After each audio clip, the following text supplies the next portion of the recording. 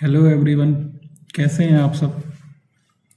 मैं उम्मीद करता हूं कि आप सब अच्छे ही होंगे। जैसा कि आप सबको मालूम है कि आपके एस्टेट का जो एग्ज़ाम है उसकी जो डेट है वो डिसाइड कर दी गई है। इस एग्ज़ाम को BSCH जो हमारा हरियाणा बोर्ड है एजुकेशन का वो कंडक्ट कराता है, तो उसने एक नोटिस निकाला था अभी, जिसमें आपको बताया गया है कि भाई जो आपका एस्टेट का एग्ज़ाम है वो आपका 8 फरवरी और 9 फरवरी को होना है। ठीक है।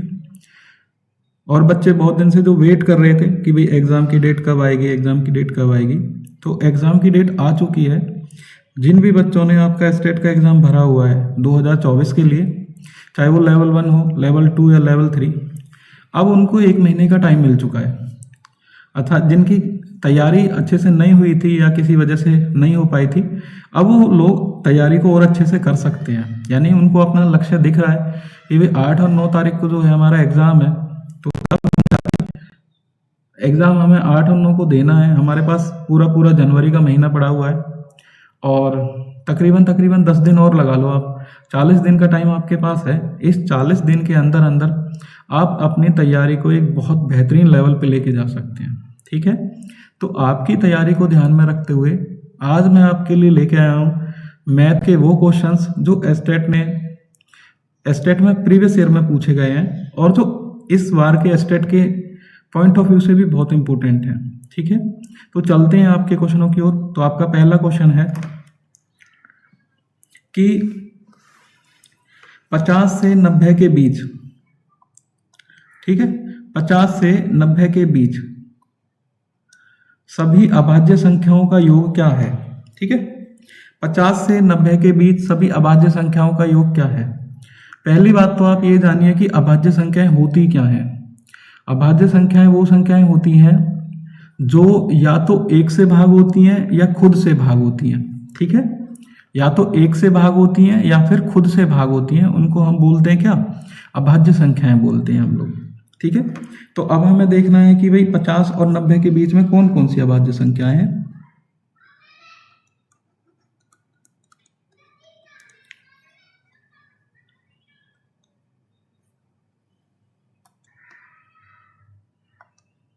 ठीक है। तो 50 से 90 के बीच में अभाज्य संख्याएं कौन कौन सी हैं आपकी, देखो सबसे पहले आता है आपका 53, 53। ठीक है। उसके बाद आता है आपका 59 यानी कि 59, 59 के बाद आता है आपका 61। ठीक है। 61 के बाद आता है आपका 67, 67 के बाद आता है 71, फिर आपका 73 यानी 73, फिर 79 79, 83 83। ठीक है। और फिर आपका 89। ठीक है। तो आपकी हो गई 3 और 3 6 9 ऐसी संख्याएं हैं जो 50 और 90 के बीच में कैसी हैं, अभाज्य संख्याएं हैं, जो या तो खुद से भाग होती है या फिर सिर्फ 1 से भाग होती है। ठीक है। अब हमें बताना है इनका योग क्या होगा, इनका जो जोड़ क्या है। तो हम इनको जोड़ लेंगे सिंपली। 9 और 3 12, 12 और 9 21, 24 25 और 7 32, 33 और 9 42 और 3 45, यानी 5 4 बचे 8 4 12, 20 और 7 27 और 7 34 और 7 41 और 6 47 और 6 53, 53 और 10 आपके हो गए 63। ठीक है। तो इन जो संख्याओं का योग आपका आया है वो आपका 635 आया है। ठीक है। कितना आया, 635, यानी ऑप्शन नंबर कौन सा हो जाएगा आपका, ऑप्शन नंबर हो जाएगा 4। ठीक है। ऑप्शन नंबर कौन सा होगा, ऑप्शन नंबर होगा आपका 4। ठीक है। अगला क्वेश्चन आपका कि यदि x अनुपात y जो है आपका वो 2 अनुपात 1 है। ठीक है। तो आपको बताना है 2x + 3y का अनुपात 4x + 7y के साथ क्या है। ठीक है। बहुत आसान क्वेश्चन है, बट एस्टेट के एग्जाम में बार बार पूछा गया है। आप 19 से लेके 23 तक जितने भी एग्जाम हुए हैं इस टाइप का क्वेश्चन उसमें जरूर आया है। ठीक है। मैंने आपके लिए जो क्वेश्चन सेलेक्ट किए हैं वो आपके वो क्वेश्चन हैं जो हर बार एग्जाम में आ रहे हैं और आपके मोस्ट इम्पोर्टेंट भी हैं।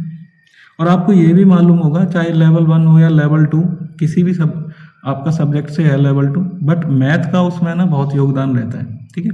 अगर हम बात करते हैं TGT मैथ की तो उसमें आपके 70 क्वेश्चन आते हैं और TGT अदर सब्जेक्ट की बात करते हैं तो उसमें आपके 10 क्वेश्चन होते हैं। ठीक है। और अगर पीआरटी की बात करते हैं तो पीआरटी में आपके लेवल 1 जो होता है पीआरटी के लिए, उसमें 40 क्वेश्चन होते हैं। ठीक है, यानी कि मैथ जो है वो आपका बहुत ही ज़रूरी है। ठीक है, तो आपसे कह रहा है कि x अनुपात y बराबर 2:1। ठीक है, इसको हम ऐसे भी लिख सकते हैं x/y बराबर 2/1। ठीक है, यानी x की जो वैल्यू है वो 2 यूनिट के बराबर है और y की वैल्यू 1 यूनिट के बराबर है।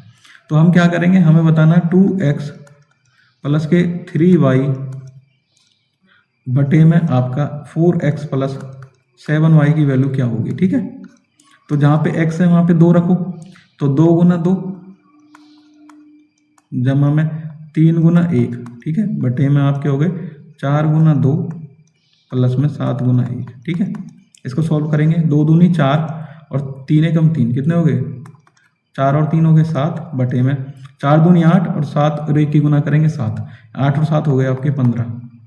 यानी जो आपका अनुपात आया है वो आया है क्या 7/15, यानी मीन्स 7:15। आपका ऑप्शन नंबर कौन सा हो जाएगा, ए हो जाएगा। कौन सा हो जाएगा, ए हो जाएगा। ठीक है, अगला क्वेश्चन आपका, यदि किसी आयत की लंबाई और परिमाप का अनुपात दिया हुआ है, ठीक है, ये है आपका 5:16 है, यदि उसकी लंबाई और चौड़ाई का अनुपात क्या होगा ये हमें बताना है। ठीक है, आपको पहले एक चीज बता दूं, जो आयत होता है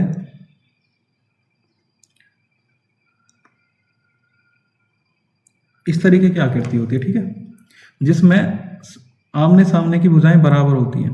ठीक है, इसको हम लंबाई मान लेते हैं, इसको हम चौड़ाई मान लेते हैं b। ठीक है, तो ये b बराबर होती हैं दोनों साइड से, और ये आमने सामने की भुजाएं इसमें बराबर होती हैं। और जो आपका परिमाप होता है वो होता है 2 इंटू लंबाई जमा में चौड़ाई।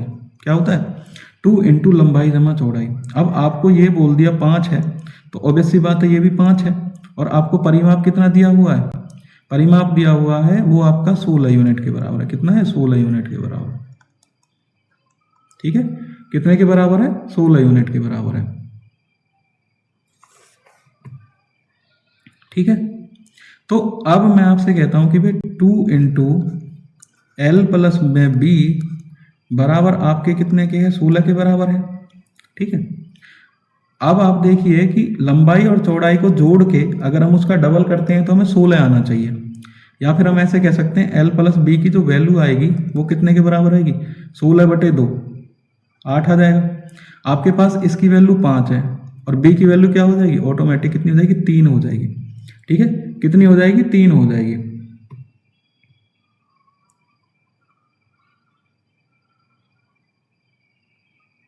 कितनी हो जाएगी 3 हो जाएगी। ठीक है जी, तो यानी 5 और 3 की जो वैल्यू है वो 8 के बराबर होती है जब हम जोड़ते हैं।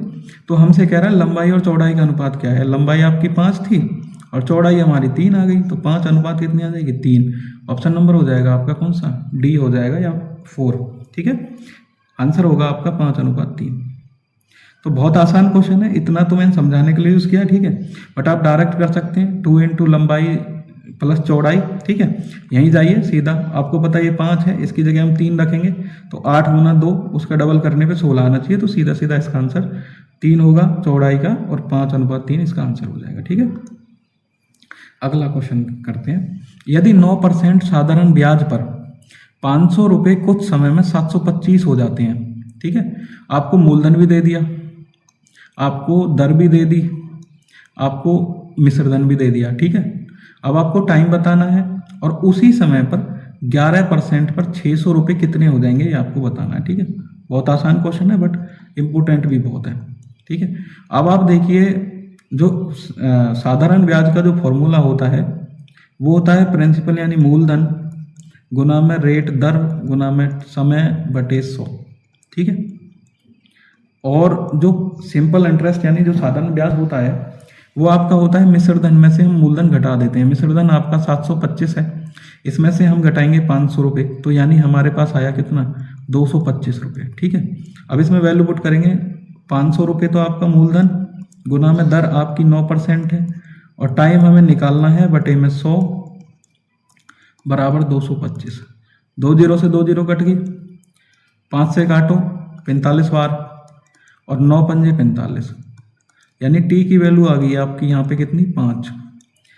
जो टाइम है हमारा वो आ गया कितना, 5 ईयर। अब आपको बताना है कि भाई 600 रुपये हैं कितने परसेंट पे, 11% पे, कितने उसी समय के लिए, तो समय हमारा 5% आया, 5 ईयर आया है, तो बटे 100 करेंगे, आपके हो गए 11 पंजे 55, और 55 और 6 की गुना करेंगे तो 330 रुपये।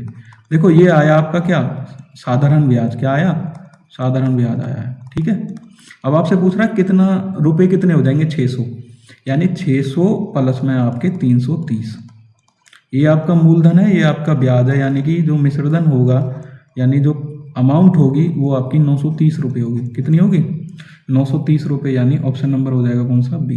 ठीक है,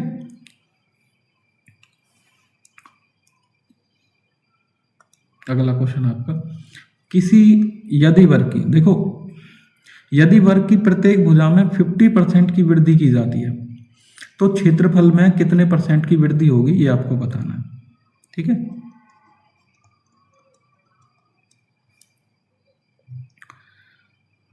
ये जो क्वेश्चन है वो एवरी ईयर पूछा गया है, एवरी ईयर, एवरी स्टेट में, तो ये आपका एग्जाम के पॉइंट ऑफ व्यू से मोस्ट इंपोर्टेंट क्वेश्चन है।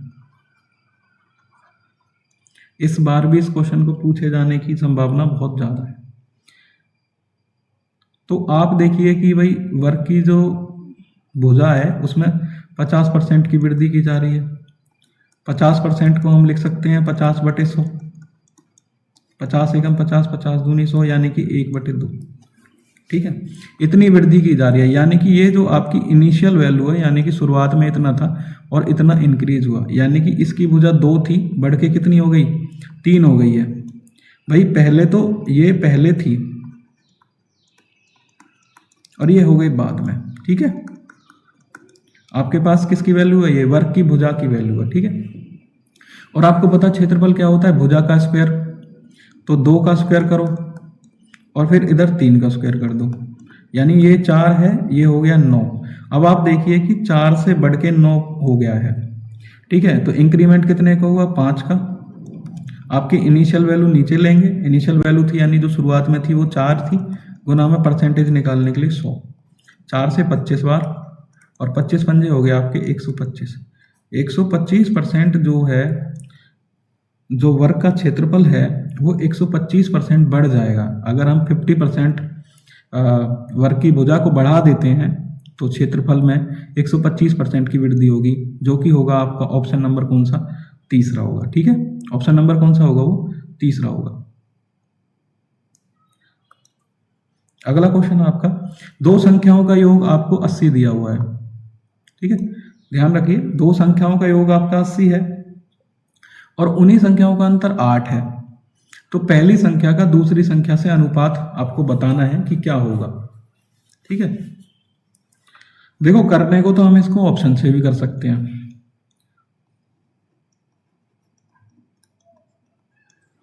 बट मैं आपको इसको सॉल्व करवा देता हूं। देखो वो संख्याएं हमने x और y मान ली। ठीक है, एक x और एक y। क्वेश्चन की लैंग्वेज को समझो सिर्फ, और उसी के साथ हमें एक्सपेरिमेंट करना होता है। आपसे कह रहा है दो संख्याओं का योग 80 है, मैं कह दूं आपसे x प्लस y की जो वैल्यू है वो आपकी 80 के बराबर है। ठीक है, अब वो आपसे कह रहा है इनका अंतर जो है वो 8 के बराबर है, x माइनस के y बराबर 8 है।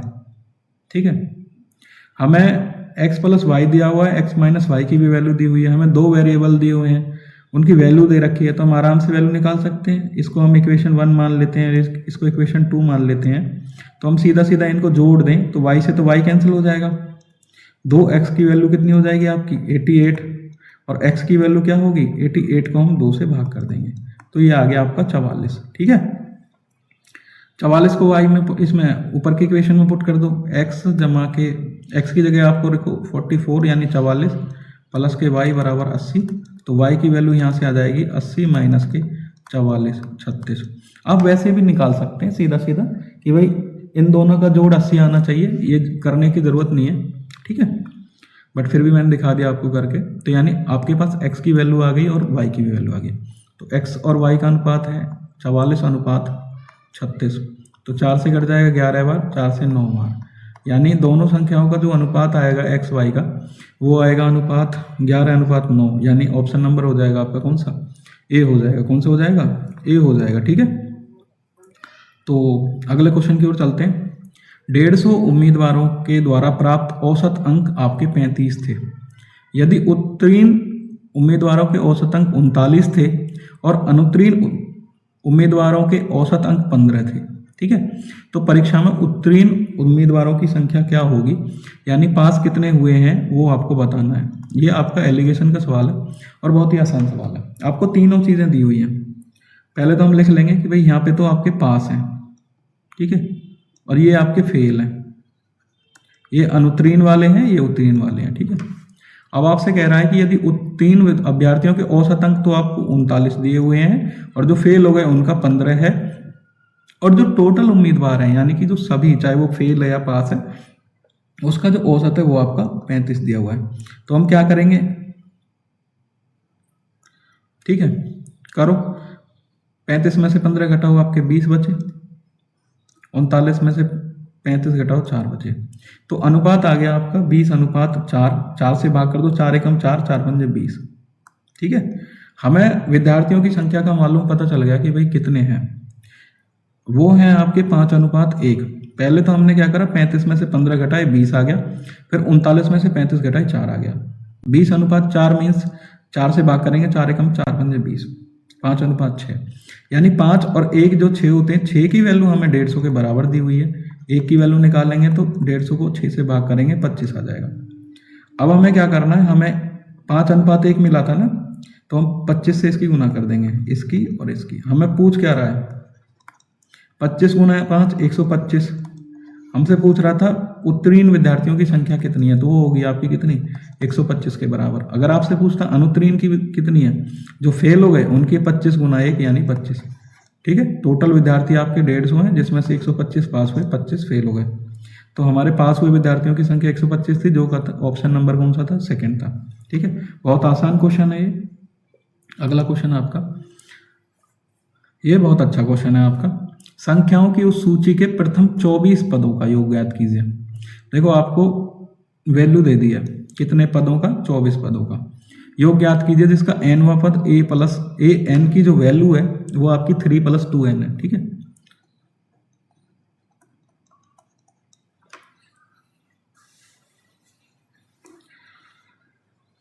ए एन की जो आपको वैल्यू दी हुई है वो आपकी है 3 + 2n। ठीक है, हम यहाँ पे n की वैल्यू पुट करेंगे, a1 रखो, 3 प्लस में n की जगह 1 यानी 2, 5 आ गया। ठीक है, और हम a24 भी निकाल लेते हैं यहाँ से, 3 प्लस में 2 गुना 24, 24 दूनी 48 और 3 हो गए आपके 51। अब मैं आपको बता रहा हूँ, एक इसका एक फॉर्मूला है। ठीक है, वो फॉर्मूला इस तरीके से है कि S24 यानी कि 24 पदों का सम जो होगा वो होगा n/2। ठीक है, n/2 into a plus L. ध्यान से देखना, n/2 into a plus L. n की वैल्यू है यहाँ पे आपकी 24, यानी हमें 24 पदों का निकालना है, तो 24/2।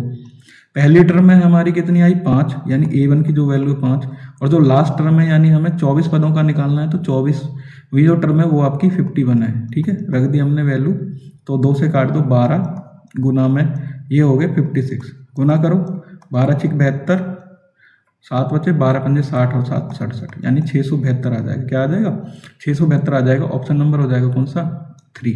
ठीक है, एग्जाम के पॉइंट ऑफ व्यू से मोस्ट इंपोर्टेंट क्वेश्चन है ये। ठीक है, ये वाले फॉर्मूले का हम यहाँ पे यूज करेंगे।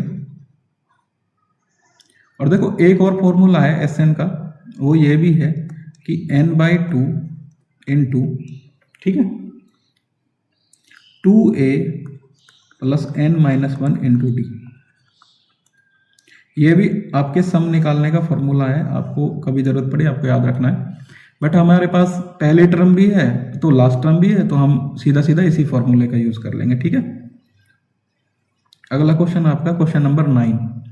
वो आपसे कह रहा है कि निम्नलिखित संख्या श्रृंखला में अगला पद ज्ञात कीजिए। आपको नंबर सीरीज दी हुई है, वो सीरीज है 2, 7, 24, 77, 238, ये जो वाला आपको खालिस्तान दिया है, इसमें आपको नेक्स्ट टर्म की वैल्यू बतानी है। ठीक है,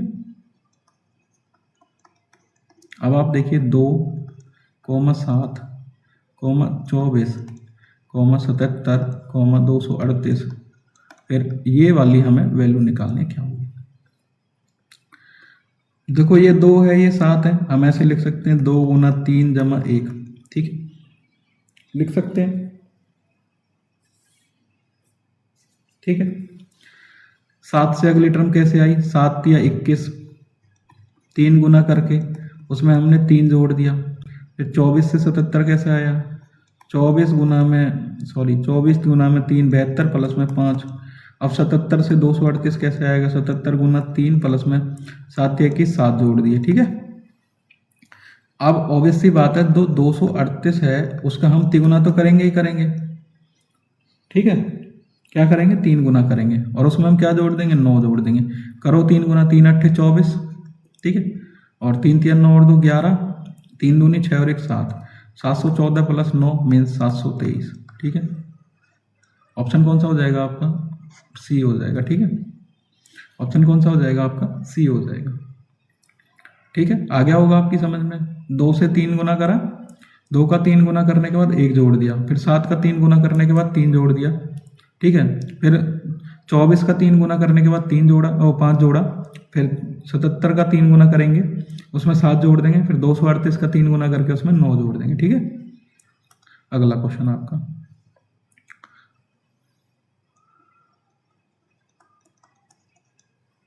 वो कह रहा है कि माइनस के 8 प्लस में माइनस के 5 प्लस में माइनस के 8 प्लस माइनस के 11 up to dash dash dash minus 230, इसका हमें सम बताना है। सम किसके बराबर होगा, ठीक है। इसका क्या बताना है, हमें सम बताना है कि सम किसके बराबर होगा।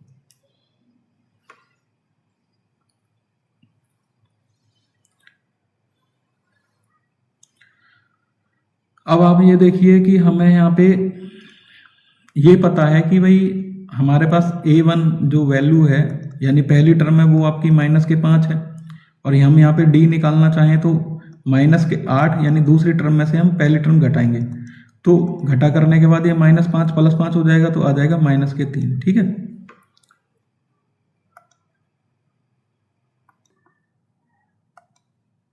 ठीक है, हमारे पास पहली टर्म मिल गई हमें, और कॉमन डिफरेंस जो ये आपका एपी का क्वेश्चन है, डी भी मिल गया, ठीक है। अगर मैं यहाँ से बात करूँ, एल भी है हमारे पास जो कि है माइनस के 230, ठीक है। अब हमारे पास जो नहीं है तो वो है हमारे पास कितनी है टर्म है, ये चीज़ हमें नहीं पता कि ये नंबर ऑफ टर्म कितनी है। तो हम इसके लिए मैं आपको एक फॉर्मूला बता देता हूँ, आपको ज़रूरत पड़ती रहेगी इस फॉर्मूले की। पहले देखो लास्ट की टर्म माइनस के 230, उसमें से हम पहली टर्म को घटा देंगे, यानी माइनस और फिर -5 करेंगे तो आपके हो जाएंगे +5, ठीक है। बटे में लिखेंगे हम कॉमन डिफरेंस आपका कितना है, हमने निकाल लिया पहले ही, वो है -3, और उसमें हम 1 जोड़ देंगे, तो इस तरीके से हमारे पास नंबर ऑफ टर्म आ जाएंगे। सॉल्व करो, -225 बटे -3 जमा में 1, माइनस से माइनस कैंसिल हो गया, 3 से कटेगा 75 प्लस 1, यानी हमारे पास जो 76 वैल्यू आ गई एन की। हमारे पास किसकी वैल्यू आई है, एन की वैल्यू 76, यानी हमें नंबर ऑफ टर्म पता चल गया। जब हमें नंबर ऑफ टर्म पता चल गया तो हम निकालेंगे यहाँ से S76। S76 का मतलब है 76 divided by 2 into A plus L। एक क्वेश्चन में मैंने पहले भी ये फॉर्मूले का इस्तेमाल किया था, तो हम क्या करेंगे, गुना कर देंगे, ठीक है। वैल्यू पुट करते हैं, 76 बटे में 2, A की वैल्यू है -5 और L की वैल्यू है -230, ठीक है। सॉल्व करो, 2 से भाग करेंगे, यहाँ से आ जाएगा 38, और यहाँ से गुना करने के बाद आएगा 2 जोड़ेंगे तो 235 माइनस के, ठीक है। और जब हम इसकी गुना करेंगे तो यहाँ से आएगा माइनस। पहली चीज़ आपको एक चीज़ याद रखनी है, आपको देखना है यहाँ पे माइनस है, ठीक है, और माइनस का सिर्फ एक ही ऑप्शन है, तो आंसर आपका यही होगा बिना गुना करे भी, क्योंकि कहीं माइनस ही नहीं है, फिर भी इसका आंसर आएगा 8930, ठीक है। आपको कई बार क्वेश्चन वैसे भी आइडिया लगा लेते हैं ऑप्शन में जाके कि भाई माइनस का कोई नंबर ही नहीं है, सिर्फ एक अकेला नंबर है, तो यही इसका आंसर होगा, ठीक है। अगला क्वेश्चन आपका क्वेश्चन नंबर 11 है।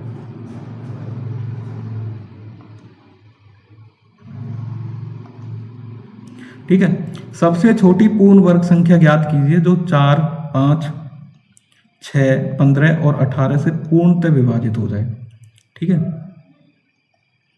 ऑप्शन से करेंगे हम इस क्वेश्चन को बहुत जल्दी से जल्दी। देखो आपको चेक कैसे करना है, 4 से, 5 से और 6, 15 और 18। एक सिंपल सी चीज़ मैं आपको बता दूं, पहले हम 4 से ही चेक कर लेते हैं, 4 से कौन कौन सा नंबर विभाज्य होगा। ठीक है, 4 से जब हम चेक करते हैं, आपके वो नंबर भाग होते हैं जिनके लास्ट के 2 डिजिट जो हैं वो 4 से भाग हो जाएंगी। तो 61 तो पूरी तरीके से भाग नहीं हो रहा 4 से, तो ये तो वैसे ही कैंसिल हो गया। ठीक है, अब बचा आपके पास 225। ठीक है, 225 में लास्ट डिजिट आपकी कितनी है, 5 है, तो 4 से वैसे भी भाग नहीं होगा, 25। ठीक है, नहीं हुआ। आपके पास बचे सिर्फ 2 ऑप्शन। ठीक है, एक बचा 800 और एक बचा 900। अब आपसे क्या कह रहा है, वह पूर्ण वर्ग संख्या, क्या पूर्ण वर्ग। जब आपके पास 2 ऑप्शन बच रहे हैं जिसमें से सिर्फ पूर्ण वर्ग तो आपका 900 ही है, 800 का तो वर्गमूल आप निकाल नहीं सकते पूर्ण तरीके से। ठीक है, तो आपके पास जो 900 है वो एक ऐसा नंबर है, वो 4 से भी भाग होगा, 5 से भी, 6 से भी, 15 और 18 है, यानी इसका वर्गमूल जो है वो आपका 30 आता है। ठीक है, तो पूर्ण वर्ग संख्या जो है वो आपकी कितनी है, 900। ठीक है, हमें पेन पेपर की भी जरूरत नहीं पड़ी और हमारे क्वेश्चन का आंसर भी आ गया। ठीक है, आपका अगला क्वेश्चन, क्वेश्चन नंबर 12। यदि √3 की वैल्यू जो आपको दी हुई है वो है 1.732, तो आपको बताना 1/√3 की वैल्यू किसके बराबर होगी। बहुत आसान क्वेश्चन है। ठीक है, √3 आपको दिया हुआ है क्या, 1.732। आपको बताना 1/√3 की वैल्यू क्या होगी। ठीक है, हम क्या करेंगे, हर का परिमेयकरण कर देंगे, तो ऊपर भी √3 से मल्टीप्लाई कर देंगे, नीचे भी √3 से मल्टीप्लाई कर देंगे।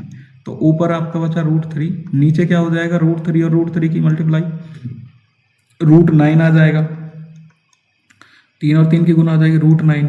तो √3 बटे √9 की वैल्यू कितनी होती है आपकी, 3 आती है। अब आपके पास √3 की वैल्यू कितनी थी, 1.732 बटे 3, 3 से भाग करेंगे 0. ठीक है, 17 हो गए, तो यानी कि 3 पंजे 15। अब आप देखिए 0.5 वाला सिर्फ एक ही ऑप्शन है, आगे आपको करने की जरूरत ही नहीं है। ठीक है, ये 0.4 है, ये भी कैंसिल, 0.8 ये भी कैंसिल, 0. ये भी कैंसिल। ठीक है, और पूरा भाग आएगा आपका यही वाला। ठीक है, कई बार हमें क्वेश्चन कंप्लीट सॉल्व करने की जरूरत नहीं है, हम आंसर वैसे भी चेक कर सकते हैं। अगर 2 सेम ऑप्शन होते, यानी अगर ये वाला मान लो ये होता 0.5763, तब हमें चेक करने की जरूरत थी। अब हमें दिख रहा है कि भाई इस रेंज में सिर्फ एक ही ऑप्शन है, तो हम इतना ज़्यादा कैलकुलेट क्यों करें। तो हमारा सीधा आंसर है ऑप्शन नंबर 4। ठीक है, क्वेश्चन नंबर 13, बहुत बढ़िया क्वेश्चन है और एग्जाम के पॉइंट ऑफ व्यू से बहुत इंपॉर्टेंट है, सीधा मिलेगा आपको देखने का। मैं कह रहा हूँ इस क्वेश्चन की आप गारंटी ले लो, ये क्वेश्चन आपके एग्जाम में सीधा का सीधा ही आएगा। ठीक है, एज इट इज आएगा, हर साल आ भी रहा है और इस बार भी आएगा, लेकिन बहुत आसान भी है। मैं आपको इसकी ट्रिक बता देता हूँ। वो कह रहा है कि एक धनराशि चक्रवृद्धि ब्याज पर, ठीक है, कंपाउंड इंटरेस्ट पर 15 वर्षों में दुगनी हो जाती है। ठीक है, 15 वर्षों में कितनी हो रही है, दोगुनी हो जाती है। और समान चक्रवृद्धि ब्याज पर की जो दर है उस पर कितने वर्षों में वो 8 गुनी हो जाएगी, आपको बतानी है। ध्यान से देखना, बहुत आसान क्वेश्चन है, कुछ नहीं करना है इसमें। आप देखिए कि 2 गुनी हो रही है, कितने टाइम में हो रही है, 15 ईयर्स में हो रही है। कितनी हो रही है, 2 गुनी हो रही है। हम 2 गुनी को ये भी तो लिख सकते हैं 2 की पावर 1, लिख सकते हैं ना, 2 की पावर 1। 2 की पावर 1 बराबर 2 होता है, दोगुनी हुई 15 ईयर में। तो आपसे कह रहा है 8 गुना, 8 गुने को हम लिख सकते हैं 2 की पावर 3। ठीक है, क्या लिख सकते हैं, 2 की पावर 3, यानी 2 3 बार गुना, 2 गुना 2 गुना 2, कितने के बराबर आया, 8 के बराबर आया। तो हमने लिख दिया 2 की पावर 3 कितने गुने। जब आप ध्यान से देखिए 1 गुना 1 की वैल्यू आपकी कितनी है, 15। 2 की पावर 1 लिखा हमने, दुगनी हुई थी 15 साल में, यानी 1 की वैल्यू 15 है, तो इस 3 की वैल्यू कितनी हो जाएगी, 3 गुना 15। 3 गुना 15 कितना होते हैं, 45 ईयर। ठीक है, 3 गुना 15 कितने हो गए, 45 ईयर, यानी आपके 45 ईयर में वो कितनी हो जाएगी, 8 गुना हो जाएगी। ठीक है, ये सेम क्वेश्चन चक्रवृद्धि ब्याज में भी है और साधारण ब्याज में भी है। आप देखेंगे मैंने पिछली जो वीडियो कराई है स्टेट को लेके, अभी कुछ दिन पहले जो डाली थी, उसमें मैंने चक्रवृद्धि ब्याज का भी क्वेश्चन डाला है, साधारण ब्याज का भी। ये दोनों क्वेश्चन बहुत इंपॉर्टेंट है और ये दोनों ही पेपर में आएंगे आपके। जो टीजीटी मैथ दे रहा हो उसके लिए तो ये बहुत ही रामबाण क्वेश्चन है, ठीक है। ये एग्जाम में पूछा जाएगा इस बार भी, मैं आपसे कह रहा हूँ, और पीआर लेवल 1 में भी डेफिनेटली ये आएगा। तो फिर से बता देता हूँ कि एक धनराशि चक्रवृद्धि ब्याज पर देखो 15 वर्षों में दुगनी हो रही है। दुगनी मीन्स दो गुना को लिख सकते हैं हम 2 की पावर 1 किसके बराबर है, यानी 15 ईयर में हो रही है। और 8 गुने को हम लिख सकते हैं 2 की पावर 3। तो जब आप ध्यान से देखिए, एक की वैल्यू जब 15 है तो 3 की वैल्यू कितनी हो जाएगी, 3 गुना में 15, 45 ईयर इसका आंसर हो जाएगा, ठीक है। ऑप्शन नंबर डी या 4। अगला क्वेश्चन आपका, एक वस्तु को 72,000 रुपये में बेचकर एक व्यक्ति को 20% का लाभ होता है और वस्तु का क्रिया मूल्य बताना है। ये आपका स्टेट में पूछा गया क्वेश्चन है, बहुत आसान भी है बट, और इसको करने के बहुत सारे मेथड हैं, बहुत सारे।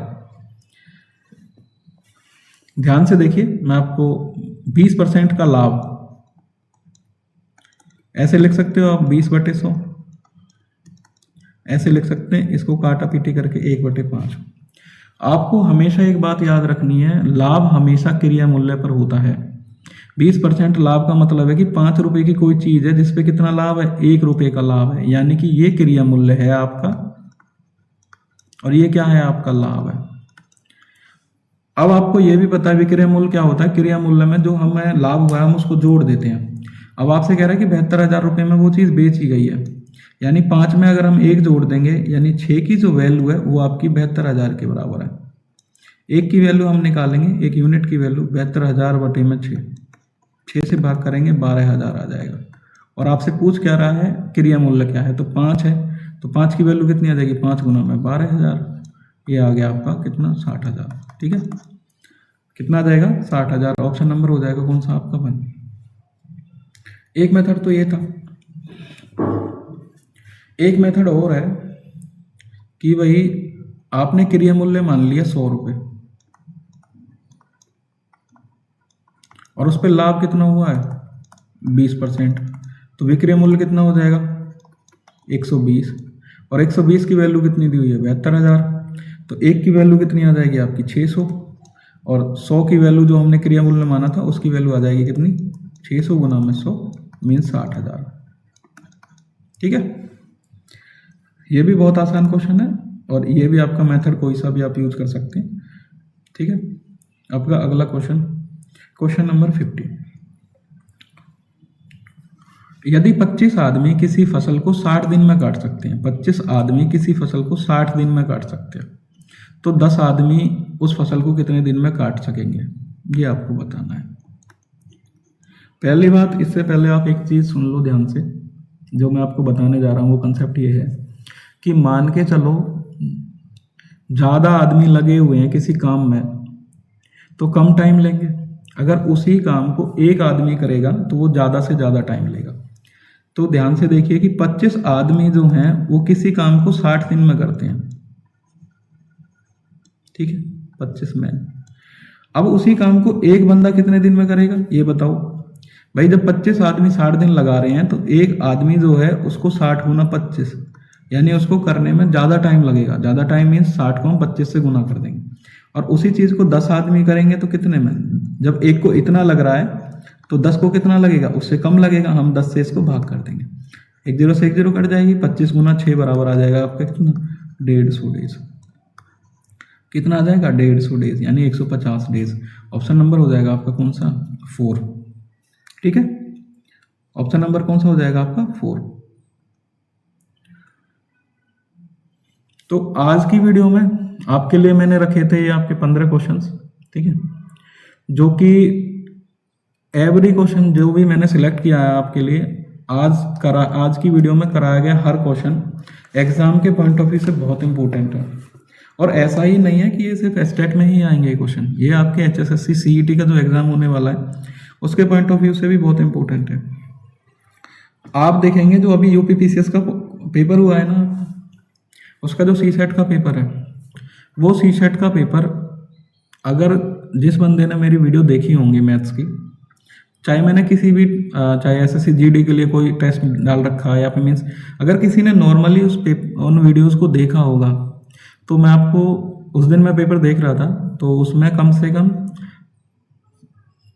70 से 80% क्वेश्चन एज इट इज उठा लिए गए हैं, एज इट इज, कोई चेंज नहीं, कोई डाटा चेंज नहीं है, सीधा सीधा उठा लिए हैं। ठीक है, तो मैं आपसे अब भी कह रहा हूँ कि भाई जो लोग एचटेट की तैयारी कर रहे हैं, जिनका एचटेट है, वो तो देखें ही देखें वीडियो।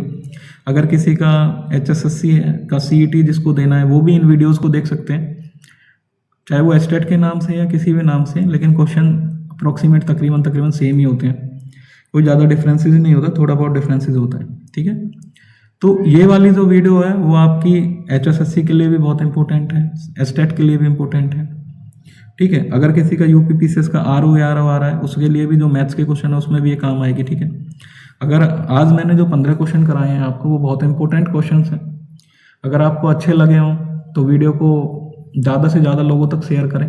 ठीक है, ताकि हर कोई बंदा जो आपको एचटेट की तैयारी कर रहा है वो इसका लाभ उठा सके, यानी वो अपना स्कोर बूस्ट कर सके। ठीक है, अगर आप ऐसा करते हैं तो मेरे को भी बहुत अच्छा लगेगा।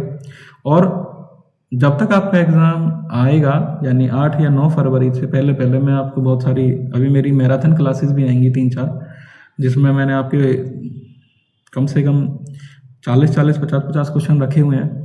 और उसके अलावा शॉर्ट क्लासेस भी हैं, जैसे ये थी 15 क्वेश्चन वाली, तो ऐसी भी रखी हुई है। ठीक है, अगर आपको वीडियो अच्छी लगे तो लोगों तक शेयर ज़रूर करें और चैनल को सब्सक्राइब ज़रूर करें। Okay, thank you so much.